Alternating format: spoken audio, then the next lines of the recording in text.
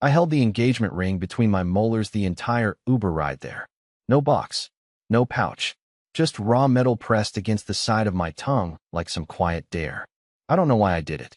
Maybe because I didn't trust myself not to change my mind if I held it in my hands. Maybe because I didn't want to feel how cold it was. Or maybe because I was already choking on something I couldn't name. The driver made small talk. I nodded at all the wrong times. My mind wasn't in the car. It was already 26 stories up, under a ceiling of string lights and curated smiles, where she was standing next to him, sipping rose like it wasn't laced with betrayal. I hadn't been invited. Not really. It was his birthday, someone from work. But I saw the name on her phone screen last week. I knew the way she smiled when she read his texts, the way she typed back fast and then left me on read. Still, when she left our apartment that night in that forest green dress she only wore for special occasions, the one she said made her feel dangerous, I knew I had to go. I arrived 47 minutes late. Deliberately. I wanted to see what she acted like when she thought I wouldn't show. I wanted the truth, even if it broke me. The rooftop was buzzing. Music, voices, polished people who looked like they belonged in a Netflix series. I didn't. I walked past the bar, past the fire pit, past the woman in red heels complimenting herself in a window's reflection. And there she was. She wasn't scanning the room for me. She wasn't looking guilty or nervous. She was laughing. Laughing with him. I watched from 10 feet away as he leaned in to whisper something, and she tilted her head like it was a secret carved just for her. She touched his wrist. He didn't flinch. Neither did she. I bit down on the ring. Not hard enough to bend it. Just enough to feel something. Then I walked. Straight to the table where she stood. They didn't notice me right away. Her hair was curled. Not for me. Her smile was wide. Not for me. Her whole body was glowing under that rooftop glow, and none of it was for me. I stopped in front of them. Her laughter trailed off. She turned to look at me. And just as her mouth began to form my name, I reached up, pulled the ring from my mouth, and placed it on the table, wet and glinting like something pulled from a grave. No speech. No explanation. Just the sound of it hitting the wood. She stared at it like it was a bomb. He looked at me like I was a joke. And I looked at both of them like I had just woken up. But that wasn't even the beginning of the end. That was the polite part. You want to know what happened next? What happened after I left the rooftop? How her world unraveled piece by piece.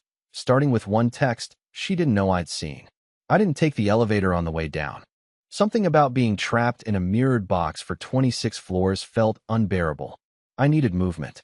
I needed stairs. I needed air thick with regret and concrete dust. Every step away from that rooftop felt like pulling thorns out of my skin. Slow, clumsy, never deep enough. By the time I reached the street, my jaw still ached from holding the ring in my mouth. I wiped it on my sleeve and shoved it deep into my coat pocket. I had no plan. No confrontation rehearsed. No dramatic gotcha moment. I didn't storm in there to expose her. I just needed her to see it. To see that I knew. To understand, in that brief second of silence, that I wasn't clueless anymore. That was all. And yet, walking down that empty sidewalk, I couldn't stop shaking. I wasn't angry. Not yet. Anger comes with fire. What I felt was cold. Hollow. Like I'd been robbed in my sleep by someone who knew exactly where I hid all my soft parts. I didn't go home. Instead, I went to a 24-hour diner 4 blocks away and ordered coffee I couldn't taste. I sat in a booth under flickering fluorescent lights, across from nobody, and just stared at the ring. Not at the diamond, at the underside of the band. I had paid extra to have it engraved. Still the safest place. That's what it said. Those were the words I once whispered to her when she cried herself to sleep after losing her father. When she said she didn't believe in forever. When she looked at me like I was the one person who couldn't hurt her. Funny how people never cry the same way twice. The first time, it was grief. The next time, well, you'll see. After maybe an hour of sitting there, my phone buzzed. It was her. 3 messages in a row. Rena, where are you? Rena, what was that? Rena, can we talk? Please. I didn't reply, but I did something I had never done before. Something I had promised myself I wouldn't become. That guy. I opened the phone backup app once secretly installed 6 months ago. She never knew. It auto-synced her gallery to a shared cloud folder. I had access to it in case she ever lost her phone. I told myself it was for safety. In reality, it was for nights like this. Nights when my gut twisted, but I had no proof. Nights when instinct was louder than trust.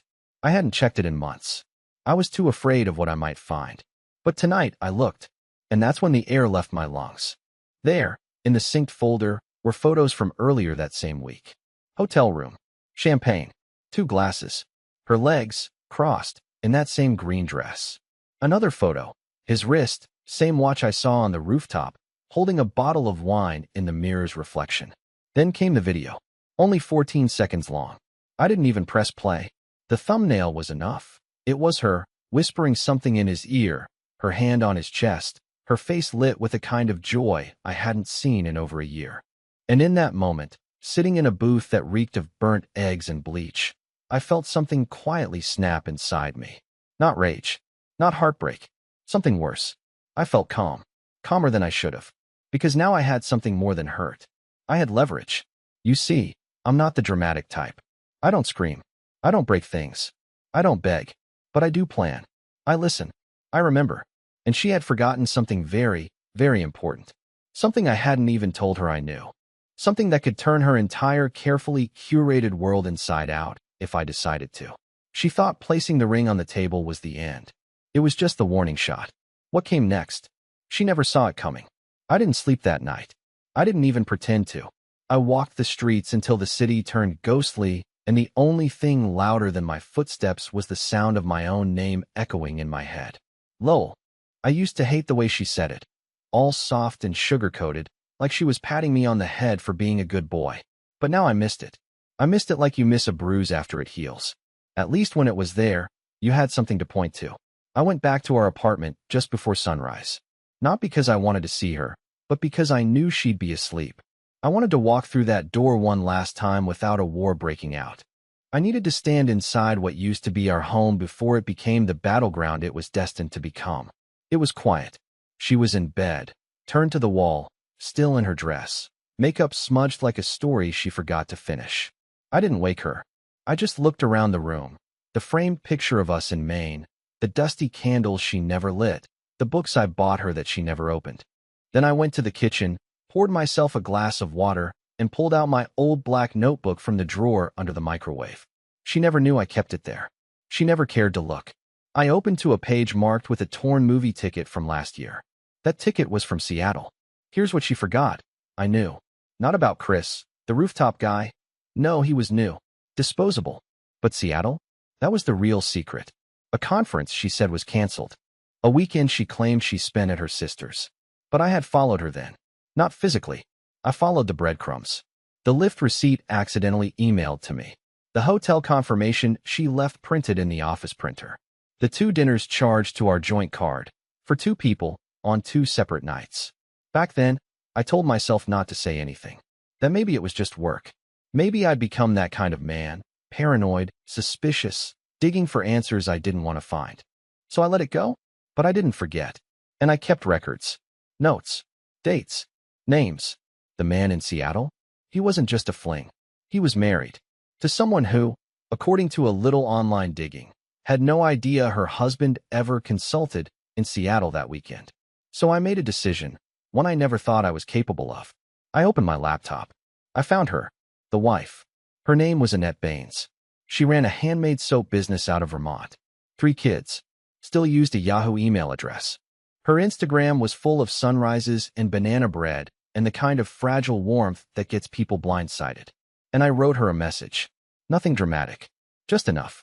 You don't know me, but I think you should see these photos. Your husband spent a weekend in Seattle with someone named Rena. I thought you deserved to know before I go public. I attached 3 screenshots. No names. No location tags. Just enough proof to crack the shell. I didn't send it. Not yet. Instead, I saved it to drafts and backed it up on a flash drive I'd leave at my brother's house the next day. Because this wasn't just about revenge. I wasn't doing this out of spite. I was doing it because I finally understood something. Rena didn't cheat out of passion. She cheated out of pattern. She needed to be adored by anyone, everyone. And the second I became familiar, I stopped being interesting. I was just background music to her highlight reel. And people like that, they don't stop. They escalate. And I wasn't going to sit quietly while she destroyed people in the dark and smiled like a saint in the daylight. So I waited. That morning, she finally woke up. Barefoot in the hallway, mascara streaked, face pale. She didn't say good morning. She didn't say sorry. She said, "Why didn't you answer my texts?" I looked at her like she was a stranger who had wandered into my life by accident. "I was deciding what kind of man I want to be," I said. She blinked. "What does that mean?" "It means," I said slowly, "you still have no idea what I know." She stared at me like I'd spoken in a language she never learned. And that scared her more than anything. And I swear, for just a second, her hands trembled. Because for once, I wasn't crying. For once, she wasn't the one with the upper hand. What came next would change everything. For her, for me, and for the man she thought would keep her secrets.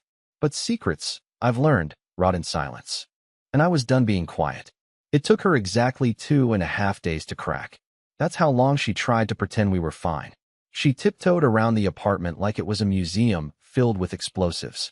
She cooked eggs she never ate, asked me if I slept okay, scrolled Instagram like she didn't care if I was watching, which, of course, meant she did. I didn't raise my voice. I didn't ask questions. I didn't accuse. I just existed. Quiet. Present. Observing. That silence. It was the loudest thing in the room.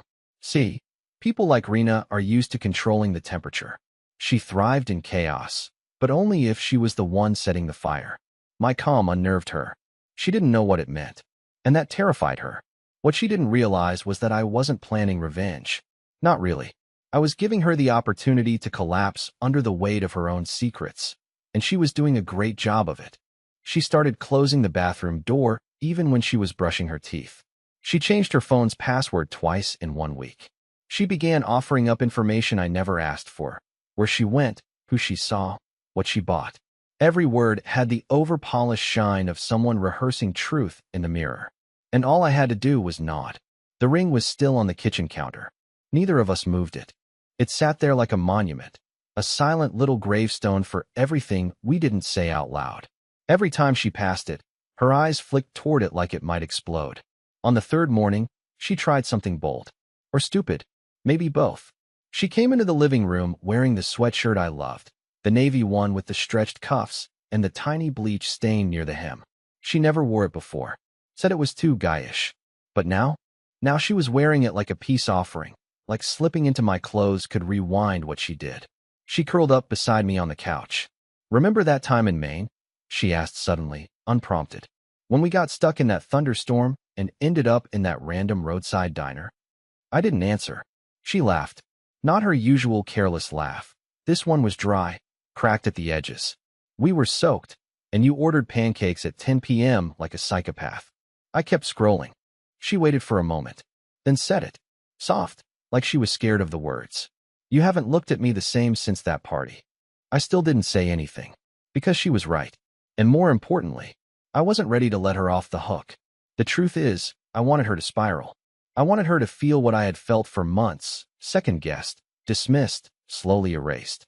And nothing did that better than uncertainty. That night, I logged into the backup cloud again, just to see. And sure enough, there was a new photo, uploaded automatically.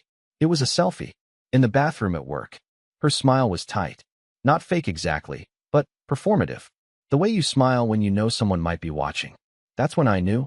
She had realized I still had access. She didn't say it. Of course not. But that photo, it wasn't for her. It was for me. A little breadcrumb of control. But she had made a mistake. She forgot the cardinal rule of manipulation. If you flinch first, you lose. And she had flinched. So I pulled out my notebook again. Not the Seattle pages this time, a different one. The Chris page. I had started a quiet list. Not just names, but details. Habits. Patterns. The night of the rooftop, I remembered Chris had a subtle tattoo on the inside of his left wrist. Looked like a date in Roman numerals. I hadn't thought much of it until I searched his name on LinkedIn and cross-referenced photos with tagged friends. Found his fiancée. They were getting married in 2 months. Suddenly, Rena wasn't just someone's mistress. She was someone's bullet. And the clock was ticking. I didn't have to expose her yet. I didn't even have to say a word. All I had to do was stand very, very still and let the walls finish closing in. It started with a phone call I wasn't supposed to hear. Rena had stepped out onto the balcony for her usual late work call. But this time, she forgot to close the sliding door all the way. It was raining. Soft, steady. One of those delicate autumn showers that sounds like static against glass. I was sitting on the floor of the hallway, tying my boots, ready to leave the apartment just so I wouldn't have to look at her anymore. But then I heard it. Her voice, flat, controlled, the way it always got when she was lying to someone important. "I don't know how he found out," she whispered sharply. "No, he hasn't said anything directly. He's just different." There was a pause. Whoever was on the other end didn't sound calm. She lowered her voice, but I still caught it. "I think someone told him about Seattle, but I don't know who or how." She was shaking now. I could hear it in her breath. "No, I haven't told Chris." "Are you insane? If he finds out I said anything to his fiancée." Another pause. And then she said something that made my spine go rigid. "I didn't even send that video. He must have taken it from my phone or something. I don't know. It doesn't matter. It's already out there. And if it lands in the wrong inbox, we're both screwed." I didn't move. I didn't breathe. I let the silence wrap around me like a noose. She wasn't talking about me. She wasn't afraid of me anymore. She was afraid of someone else. And that meant something had already started moving without me lifting a finger. Later that night, after she fell asleep, curled up on the couch with one of those fake documentaries playing in the background to drown out her own guilt, I opened the cloud again. There was a new file, but not a photo, an email, a draft, from her account, to Chris's fiancée, unsent. The subject line simply read, "You deserve the truth." There was no body text yet, just the shell of a confession, or maybe a preemptive apology. Either way, it meant only one thing. She was panicking. And when people panic, they get sloppy, which is exactly what happened the next morning. She left her iPad open on the counter, logged in. I wasn't even snooping. I just walked into the kitchen, saw it glowing, and something in me paused. There was a message thread open. Not texts. Instagram DMs. From an account with no photo. No name. Just it burned back. One message, sent the night before. "You should probably tell the truth before someone else does." My heart started pounding, but not from fear. From possibility. Because I hadn't sent that message. I hadn't contacted Chris's fiancée. I hadn't forwarded the videos. I hadn't posted anything. I was still playing quiet. Still biding my time. So who the hell was it burned back? Was it someone from her past? One of the other people she stepped on? Someone from Seattle? Or worse, someone I didn't even know about? I looked over at Rena, still asleep, still pretending she could close her eyes and escape consequences. And in that moment, I realized something brutal. I wasn't the only one she'd betrayed. There were others, maybe more than I could count, and one of them had just lit a fuse. The next day, the leaks started. Quiet ones, like tiny cracks in the ice. Chris didn't show up to work. Rena got a call from her manager. Long tense. She left the room halfway through, came back with trembling hands and fake calm. Said it was just internal stuff and some miscommunication on the campaign metrics. But I knew the look of someone whose entire career had just tilted. That afternoon, she asked me if I wanted to talk. I said no. And then she cried. Not because she missed me, because something or someone out there was pulling her threads loose, and she didn't know where it would stop. But I did. It wasn't going to stop. Not yet. Because every person she lied to, every person she hurt, they were waking up now. And none of them were as quiet as I'd been. By the end of that week, the mask started slipping in front of people who weren't me. She was snapping at coworkers on speakerphone, ignoring calls, then panicking when they didn't call back. She opened wine at 3 p.m. and laughed it off like a joke, but I noticed the bottle was gone by dinner. She started applying makeup just to sit on the couch. Not for me, for control, for image. Because if her lips were lined and her brows were clean, maybe no one would see the cracks behind her teeth. I watched her play this game like she had rehearsed it. The innocent girlfriend with a strained smile, the high-functioning professional managing a sudden work crisis, the poor woman whose boyfriend was emotionally distant and making things weird lately. That last one, that's where it started getting dangerous. Because the moment she realized I wasn't going to lash out, wasn't going to scream or accuse or dump her on the sidewalk in front of a dozen witnesses, she did what people like her always do. She tried to rewrite the story before it could be told.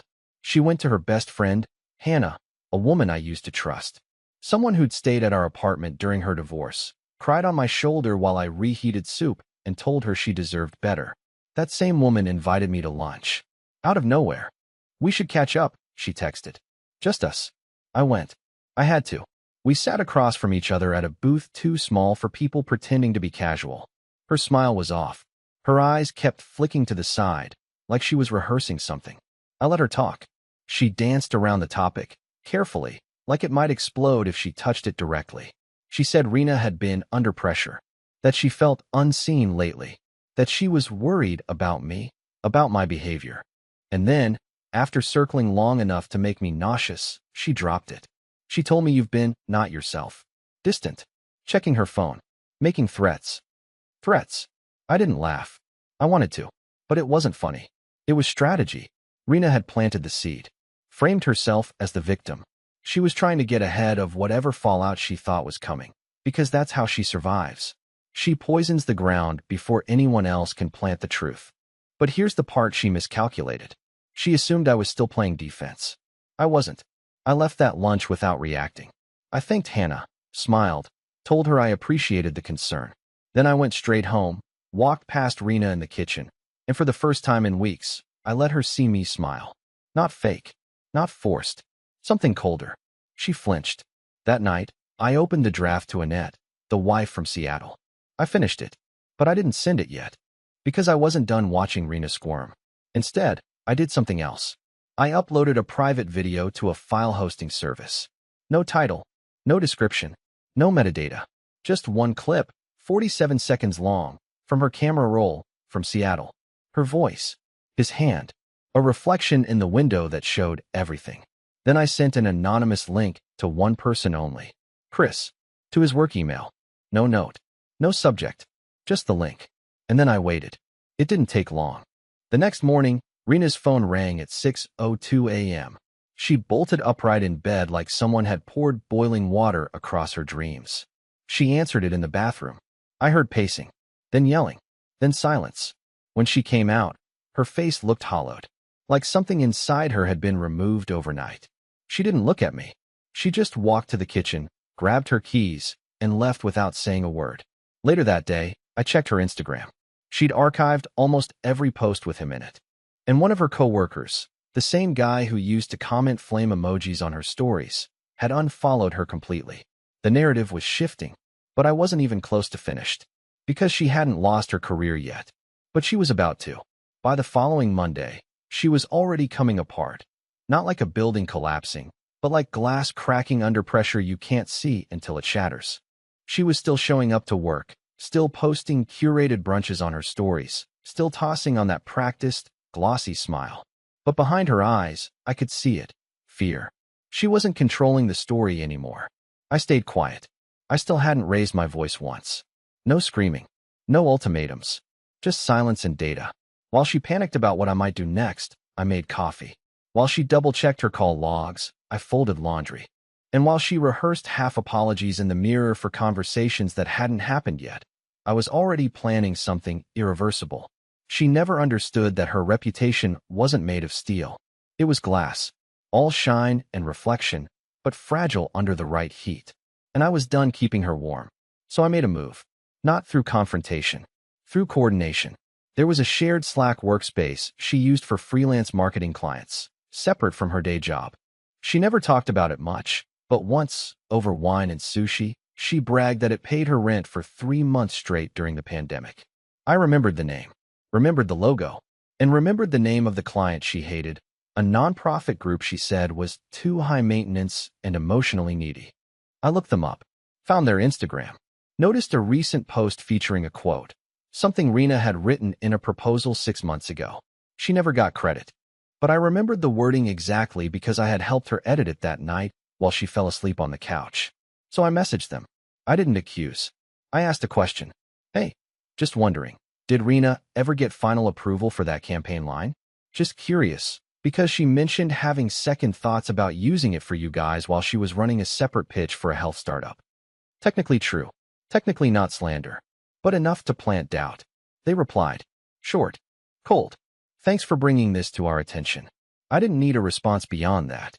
A day later, she came home like a storm cloud wearing lipstick. Slammed the door. Didn't even say hi. She dropped her bag on the floor and walked straight into the kitchen, pacing, muttering, opening the fridge just to close it. Then she finally spoke. They froze my freelance account. I looked up from the book I wasn't reading. What? Freelance lol. My actual income. They paused the contract and said there's been a client-side concern. Do you know anything about that? I didn't say a word. I didn't have to, because now she was unraveling publicly. People she worked with were pulling away. Her Slack messages were going unread. One of her group chats, the one with the artsy clients she used to brag about, had quietly removed her. She tried to pass it off as normal churn, but I saw the panic in her hands when she poured her second glass of wine before 2 p.m. Later that night, after she fell asleep in the clothes she wore to work, I opened my email. There it was. A message from Annette, Chris's fiancée. Subject line, "Thank you." No body text, just a single screenshot. It was a forwarded message Rena had sent to Chris weeks ago, one I'd never seen. A photo, her in a hotel bed, captioned, "You make me feel real again." No date, no timestamp. But now it had been sent to everyone. A minute later, Annette messaged again. I didn't just leave him. I sent it to her employer too. You're not the only one she used. I won't be quiet either. I stared at the screen. For the first time in this whole nightmare, I didn't feel like a victim. I felt like I wasn't alone. The next morning, Rena's world finally cracked. She came home early, shoulders hunched, keys shaking in her hand. She didn't even close the door behind her, just stood there, looking at me like a child who lost her mother in a grocery store. They let me go, she whispered. I didn't blink. Her voice trembled. They said I violated company policy, that they reviewed some things. Something was flagged. I don't even know what that means. Then came the tears. Real this time. Not because she was sorry, but because she had been seen. Fully, finally, and the world around her had stopped clapping. She collapsed onto the floor like a fallen statue, still trying to hold her image together with broken fingers. I can fix this, she whispered. And for the first time, I laughed. Soft, hollow, the kind of laugh you let out when the pain's been processed, labeled, and stored. Fix what? I asked. But I already knew. She wasn't trying to fix the relationship. She was trying to fix me. Rebuild the version of me who forgave, who stayed, who swallowed guilt like vitamins and called it love. But that man was gone. And all that was left was someone with nothing more to lose, and one final card left to play. She cried on the floor for a long time. Long enough for the sun to slip behind the buildings outside our apartment window. Long enough for the shadows to change shape and make the walls feel closer than they were. I sat at the dining table and let it happen, not out of cruelty, but because I had nothing left to give her. No words, no explanations, no space for another manipulation to crawl its way into my chest and pretend to be forgiveness. She kept saying the same thing. I didn't mean for this to happen. Over and over. Like it was a spell that might turn the clock back if she said it enough times. But I wasn't angry anymore. I wasn't broken. I wasn't even sad. I was just done. Later that night, while she was curled on the couch, phone face down and eyes swollen shut, I packed a bag. Not out of drama. Just one duffel, clothes, laptop, notebook, ring still in its velvet box. I didn't leave a note. She didn't need one. I walked out at midnight. The streets were quiet. A kind of peace I hadn't felt in months. Maybe years. I stayed with my brother for a while. Helped him renovate the back room he never used. Took long walks without checking my phone. Learned to cook real food again. I started sleeping through the night. Not because I was trying to move on, but because my body finally believed it was safe to rest. A few weeks later, I got a message. Not from her. From Annette. Just one sentence. It gets better. You'll see. And somehow I did. I never went public with the photos. Never exposed the full depth of what she did. I didn't have to. She'd already burned the bridges herself. I heard from mutual friends that she moved back in with her mother. That she's taking a break from work and trying to focus on healing. Good. I hope she does. Because healing isn't just for the people who were wronged. It's also for the people who did the damage, if they're willing to sit with it. And maybe one day, she will. Maybe she'll stop performing and start repairing. But me? I'm already there. I changed my number. Got a new apartment. One with no shared memories clinging to the walls. I bought myself a new coat. Took the ring and sold it. Used the money to buy a used guitar and a plane ticket to somewhere I'd never been. I'm not sure where I'm going yet. But for once, I don't feel like I'm running away. I feel like I'm running towards something. And if you're reading this, if you've ever been where I was, let me say this. You don't need to burn the world down to heal.